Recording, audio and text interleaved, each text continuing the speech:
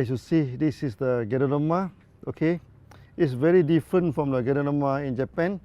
După cum vedeți, aceasta este Ganoderma. Este foarte diferită de Ganoderma din Japonia. Diferă foarte mult și de Ganoderma din China, pentru că aceasta este o Ganoderma tropicală. Și cred că în ultimii 23 de ani, oamenii m-au tot întrebat cum am găsit Ganoderma. Pădurile din Malaysia sunt pline de Ganoderma. Peste tot vezi Ganoderma. Așadar, cred că prima mea întâlnire cu Ganoderma a avut loc la mijlocul anilor 80, probabil în 1985 sau 84. La acea vreme, când am fost în vizită în Muda Dam și în împrejurimi, oamenii mi-au adus literalmente această ciupercă. Pentru că sunt inginer, au sperat că le pot spune cum să o întrebuințeze. Apoi am fost în pădurile din Malaysia, unde am văzut multă Ganoderma. Chiar și astăzi, dacă mergi în pădure, o poți vedea. Ganoderma, uriașă, pitică, înaltă, pe copaci, sub copaci, atât de multe tipuri de Ganoderma. Astfel, am selectat-o, apoi am început să facem experimente, i-am verificat eficiența, deci am luat numai 6 specii care aveau cea mai mare eficiență și care au devenit Ganoderma DXN-ului. So we check the efficacy. So we only take the 6 species which has the highest efficacy. Then we become the Ganoderma of DXN.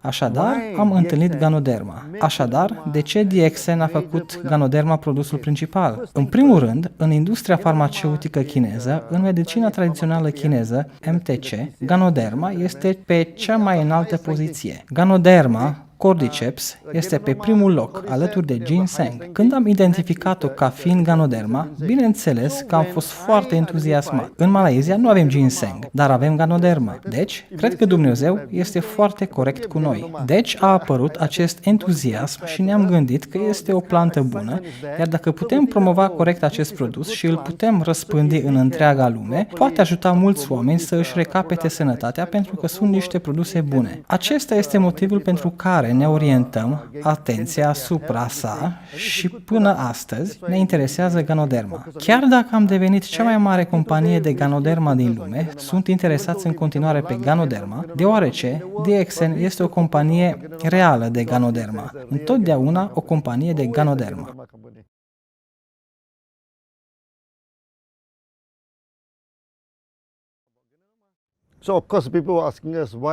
Acum vorbim despre Ganoderma.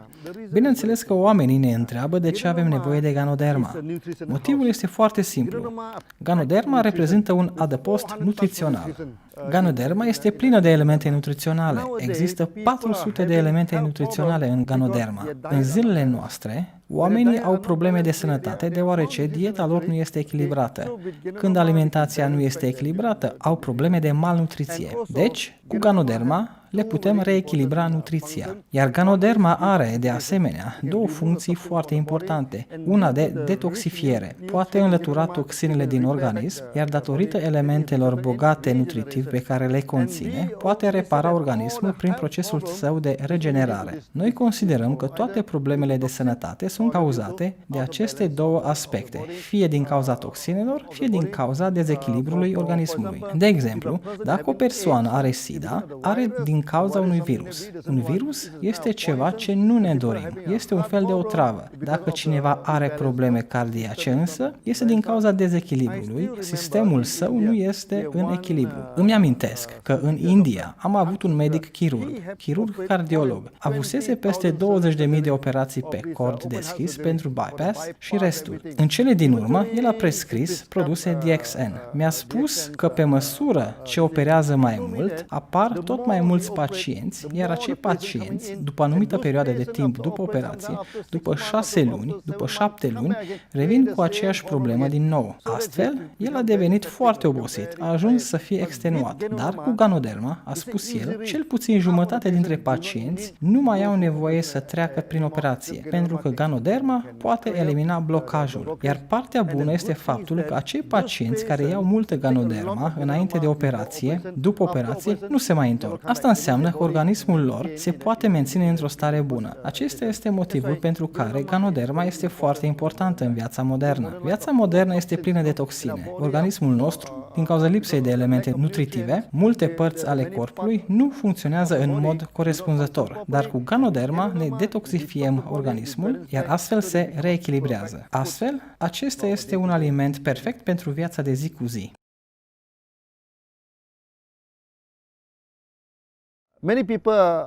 Mulți oameni mă întreabă, Dr. Lim, care sunt suplimentele alimentare pe care le consumați zilnic. Ei se așteaptă ca eu să vorbesc despre Ganoderma. Le-am spus că suplimentul meu alimentar este orezul, pâine. Se spune că aceasta este o hrană adecvată.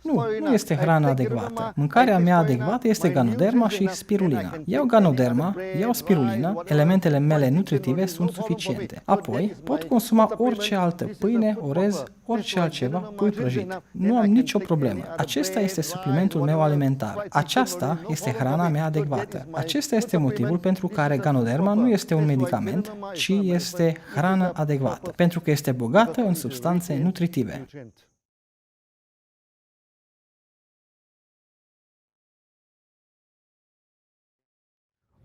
One day when I'm having a meeting in the southern part of Malaysia in Johor. Într-o zi am avut o întâlnire în partea de sud a Malaysiei, în Johor. Așadar, este adus un om din Singapore. Johor și Singapore sunt aproape. Au adus omul, un om foarte bolnav, care a venit să mă vadă. Așa că l-am întrebat, ce s-a întâmplat cu tine? Era un om foarte bogat, fusese și în China și nu se știe cum a contactat un virus necunoscut. Revenit în Singapore, a fost pe la mulți medici, multe spitale, dar starea lui a continuat să se deterioreze. Virusul lui se putea vedea cu ajutorul electromicroscopului, dar nu a putut identifica despre ce virus era vorba. Astfel, organismul lui a devenit din ce în ce mai deteriorat până ce au început să-i cedeze rinichii. Știți, când rinichii încep să cedeze, tenul se închide la culoare și te simți foarte rău. Apoi m-a întrebat, Dr. Lim, ce tip de virus am contactat? Așa că i-am spus, uite, în ultimele 3 luni ai mers la cel mai bun spital, ai fost la cel mai bun laborator, dar nu au putut depista despre ce virus este vorba. M-ai întâlnit doar timp de 3 minute. Cum pot ști ce virus ai? Mi-a spus,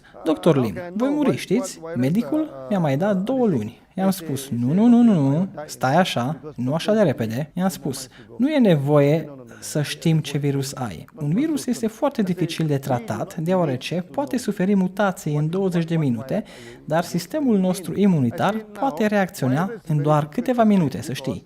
Deci trebuie să îți întărești sistemul imunitar, atunci urmează o cursă, cine acționează mai rapid. În cazul în care virusul acționează mai rapid decât sistemul tău imunitar, atunci mori. Dar dacă sistemul tău imunitar acționează mai repede decât virusul, vei supraviețui. Așa că m-a întrebat ce trebuie să facă. I-am spus să meargă pe doză mega, să ia multă RGGL. Apoi s-a întors și a administrat mult din acest RGGL și a supraviețuit. A supraviețuit în mod adecvat. Nici în ziua de azi nu știm despre ce virus a fost vorba, dar se dovedește teoria noastră conform căreia Ganoderma tratează organismul, iar organismul tratează boala. Aceasta este una dintre cele mai bune experiențe prin care am trecut. The body treat the disease. This is the best, one of the best example that I've gone through.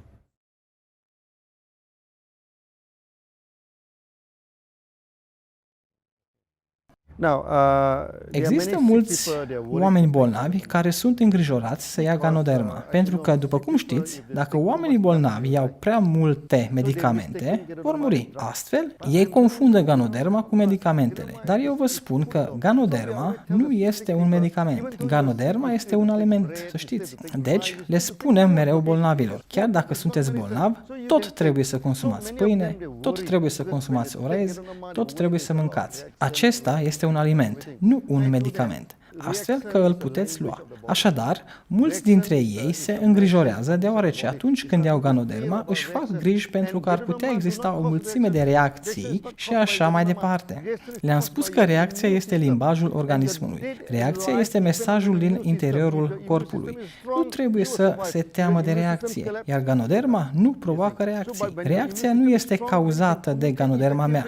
Reacția este cauzată de sistemul tău imunitar. Că ești mort sau viu depinde de sistemul tău imunitar. În cazul în care sistemul tău imunitar este puternic, vei supraviețui, dar dacă sistemul tău imunitar cedează, vei muri. Dacă sistemul tău imunitar este puternic, poate comunica eficient. Sigur că vei avea o mulțime de reacții, dar din cauza lor poți suferi numai timp de o săptămână sau două. Lasă corpul să-ți vorbească. Iei Ganoderma pentru a-ți curăța corpul. Îl reconstruiești. Nu trebuie să-ți fie frică. Nu trebuie să te îngrijorezi. Fie că ești bolnav, fie că ești sănătos. De aceea, mulți oameni se întreabă, cine poate lua Ganoderma? Așa că le spun că înainte ca o persoană să vină pe lume, înainte ca o persoană să spună la revedere acestei lumi, oricare dintre ele poate lua Ganoderma. Asta include și femeile însărcinate. Atunci când copilul este încă în interiorul corpului, femeia însărcinată poate lua Ganoderma. Chiar și cei în vârstă de 80, 90, 100 de ani pot lua Ganoderma. Deci, nu există nicio restricție de vârstă. Înainte de operație, după operație.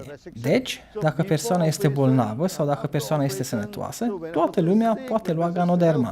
All of them can take Ganoderma.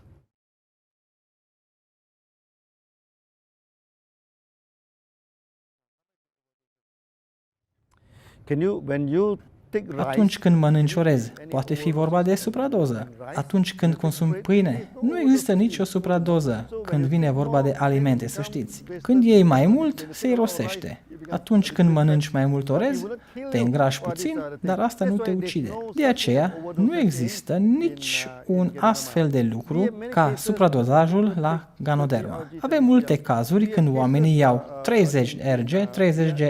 Avem cazuri. Există mulți medici care prescriu pacienților până la 120 de perechi de Rg și Gl. Acestea sunt cazuri foarte grave, sunt critice și pacienții supraviețuiesc. Astfel că nu există nicio supradoză de Ganoderma, așa cum există supradoză în lapte, în apă, în produsele alimentare consumate. E în regulă.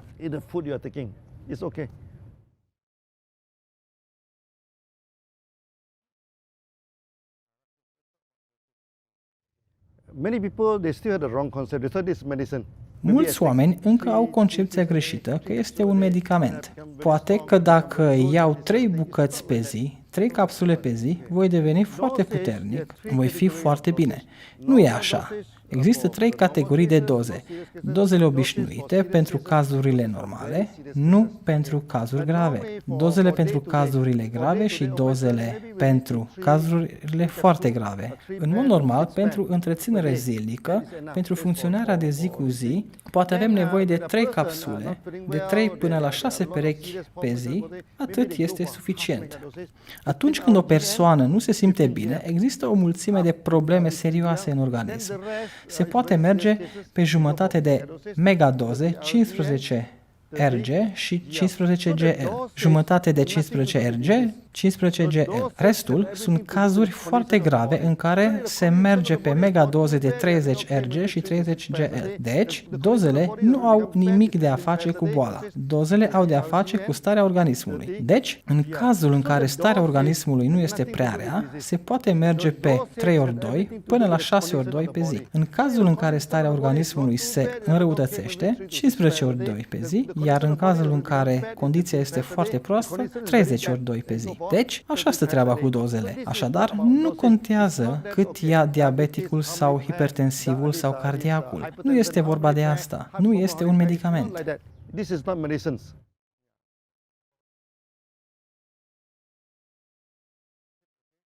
Au fost câteva companii de spirulină care ne-au tot atacat membrii. Spuneau că Ganoderma noastră nu conține aminoacizi, Ganoderma noastră nu are omega-3, omega-6, Ganoderma noastră nu are această clorofilă. Apoi, în urma acestor afirmații, am început să studiez spirulina foarte serios. Suntem oameni de știință, dar chiar dacă suntem în competiție cu companiile de spirulină, nu considerăm spirulina inamicul nostru. Suntem oameni de știință, așa că studiem. Cu cât studiem mai mult, cu atât ne îndrăgostim mai mult de spirulină. Este un aliment foarte bun, să știți. Este la fel de bun ca Ganoderma. Apoi, am început să comand mostrele. Am comandat mostre din America, din Asia, Thailanda, Canada, India, am fost chiar și în Africa. Ei au spirulină de lac sărat. Am importat atât de multe specii din Malaysia. Nu toate se acomodează la mediul din Malaysia. Le-am cultivat în laborator, după care le-am pus în bazin, dar multe au murit, 90%, dar totuși câteva au supraviețuit, astfel încât aceasta trebuie să fie spirulină bună. Am concluzionat că vom ajunge din nou în laborator și vom înmulți din nou, o aruncăm din nou în apă, dar 80% a murit din nou. Dar mortalitatea a devenit din ce în ce mai mică. În cele din urmă s-a aclimatizat complet. Deci, în Malaysia, noi, spirulina, după 2 săptămâni, poate fi recoltată zilnic, timp de 6 luni. Acesta este motivul pentru care a devenit un produs foarte important. Oamenii mă întreabă de ce spirulină, deoarece spirulina și Ganoderma sunt 100% complementare. Nu repetă ceea ce au. Spirulina nu are acid nucleic, dar Ganoderma este plină de acid nucleic. Acidul nucleic este important pentru funcționarea tuturor celulelor. Polizaharida din Ganoderma este un polimer înalt. Polizaharida din spirulină este un polimer scăzut. Deci, atunci când acestea două sunt combinate, avem întregul spectru de polizaharide, de la polimer mic la polimer înalt. Ganoderma nu are proteine. Cealaltă este plină de aminoproteine. Ganoderma nu are omega. Cealaltă este plină de omega. Dar spirulina nu are elemente nutritive. Poate că nu are atât de multe elemente cât are Ganoderma. De aceea noi spunem despre Ganoderma și spirulina că dacă Ganoderma este regele, spirulina trebuie să fie regina. Iar atunci când acestea două sunt combinate, avem hrana perfectă. De aceea, acum avem atât de multe mărturii frumoase atunci când acestea două sunt combinate. And when these two combine together, we have perfect food. That's why now we have so many beautiful testimony when these two are combined together.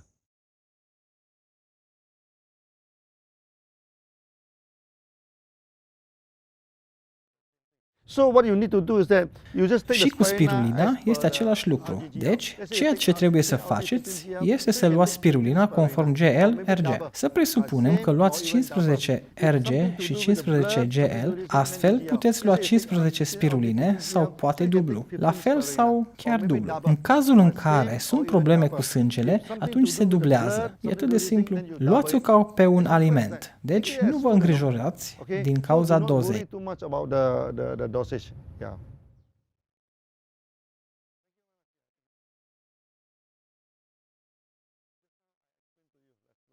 That my proper food. Hrana mea adecvată este Ganoderma și spirulina. Ganoderma și spirulina nu sunt suplimentul meu alimentar, ci hrana mea principală. De ce spun asta? Pentru că Ganoderma conține peste 400 de elemente nutritive, iar spirulina conține 200-300 de astfel de substanțe. Combinate, conțin 600-700 de elemente nutritive, ceea ce este mai mult decât suficient. De aceea, toată lumea ar trebui să consume Ganoderma și spirulina ca aliment principal, nu ca supliment alimentar. Deci, când luați spirulină, când luați Ganoderma, puteți fi foarte siguri că în ziua respectivă elementele nutritive sunt eficiente. Când m-am dus în Germania, în Europa, mi-au pus o singură întrebare. Se spune că în Germania mulți suferă de depresie. Cred că depresia este foarte gravă în Europa. Apoi m-am întrebat, care este principalul motiv al depresiei în Europa și în special în Germania? Le-am spus germanilor că suferă de malnutriție și i-au râs toți. Au continuat să râdă. Mi-au spus, Dr. Lim, cum este posibil? Pentru că în Germania luăm alimente organice, suntem foarte atenți cu hrana noastră, cum putem deveni malnutriți? Le-am explicat că sunt două tipuri de malnutriție. Una dintre ele este în cazul în care nu au suficientă mâncare să mănânce, ca în Africa și Pakistan, despre care toată lumea știe că este malnutriție. Dar dacă sunteți foarte selectivi cu mâncarea, dacă mâncați numai anumite tipuri de produse alimentare, hrana nu este diversificată și suferiți de malnutriție. Și m-au întrebat care este dovada. Le-am spus că dovada este foarte, foarte simplă. Nu trebuie să consumați Ganoderma, nu trebuie să consumați spirulină pentru a dovedi. Mergeți pur și simplu la supermarket, cumpărați 5-6 legume, tăiați-le în bucăți, fierbeți-le în supă și consumați supa. Dacă organismul vostru este echilibrat nutritiv, nicio veste este o veste bună. Nimic nu vi se va întâmpla. Dacă organismul suferă de malnutriție, când beți supa de legume, celulele voastre vor deveni foarte fericite. Când celulele sunt foarte fericite, ele trimit un semnal bun. Din păcate, celulele corpului nostru pot trimite doar un semnal de durere.